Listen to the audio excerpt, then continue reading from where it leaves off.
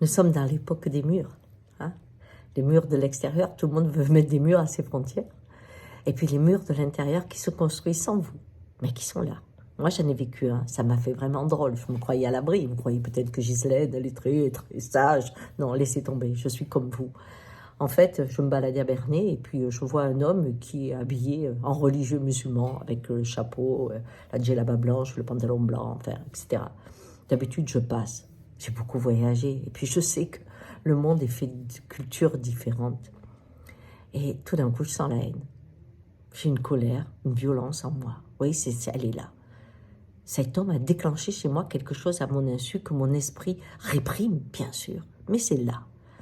Alors je prends le temps de l'analyser, je me dis voilà, c'est pas le Covid qui t'a contaminé, mais c'est toute l'ambiance où je vais mettre sur une religion tous les maux du monde. Et je suis en train de créer un mur où il y a ceux qui ont le droit d'être là et ceux qui n'ont pas le droit d'être là. Je me rappelle qu'aujourd'hui, quand je vois une femme voilée, à nouveau la colère monte.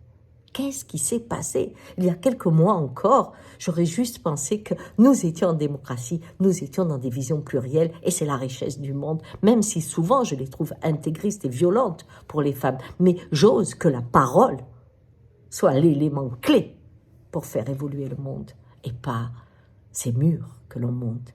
Et je me suis demandé où c'est que j'avais été contaminée encore et j'ai vu que quand j'avais vu une photo, enfin pas une photo, un film, où il y avait les Polonais et qu'ils tenaient tous ces émigrés au bord de cette frontière, j'ai vu qu'il y avait des canons en haut. Et en même temps, on me disait qu'il faisait moins 30.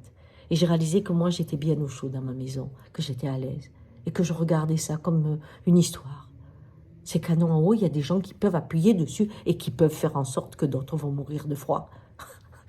Alors j'ai dit quoi? J'ai dit c'est fini, je ne veux plus me laisser polluer, clac, j'éteins.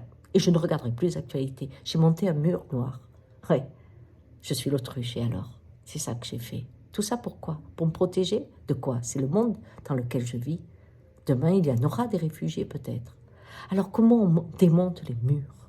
Parce que ces murs vont nous pourrir la vie, car ils vont créer la haine. Et on les connaît, on les a déjà vécus, que ce soit en Arménie, que ce soit pour les Juifs, que ce soit au Congo, partout, on a connu déjà l'expression du bouc émissaire et des murs. On la connaît. On finit dans un bain de violence et ceux qui survivent ont la honte de leur génération. Alors comment on fait? Eh bien, pour démonter les murs, c'est simple. Quand on voit la nuit, il faut mettre la lumière.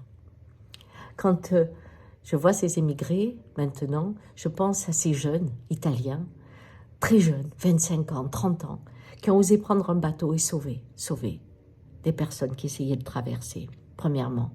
Et ils risquent 25 ans de prison. Et ils l'ont quand même fait. Je me dis, waouh, dans ce monde, il y a une humanité qui éclaire le monde. Et en même temps, je reprends les chiffres réels. En 50 ans, l'immigration est passée de 2,5% à 3,5% sur le plan mondial.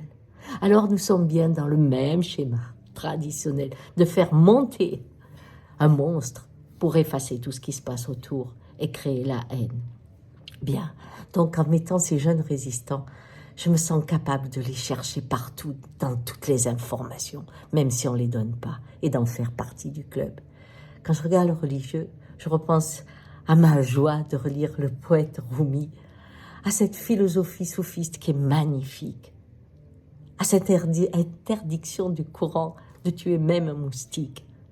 Et ce n'est pas parce que quelques hommes, même si vous mettiez 5%, qu'importe, quelques hommes, comme les curés, ne sont pas tous des pédophiles, n'est-ce pas? C'est pas parce qu'il y a quelques hommes qui ont pris ces mots, les ont transformés, les ont mis dans la nuit, que la beauté des mots qui disent « aime ton prochain comme toi-même », qu'il est interdit de tuer, que l'humanité est belle et que l'on fait partie de la création, que ces mots-là sont à mettre au feu.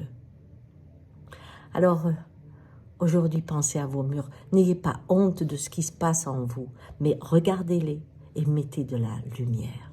Mettez de la lumière avec des informations qui vont de d'autres organismes que des organismes politiques.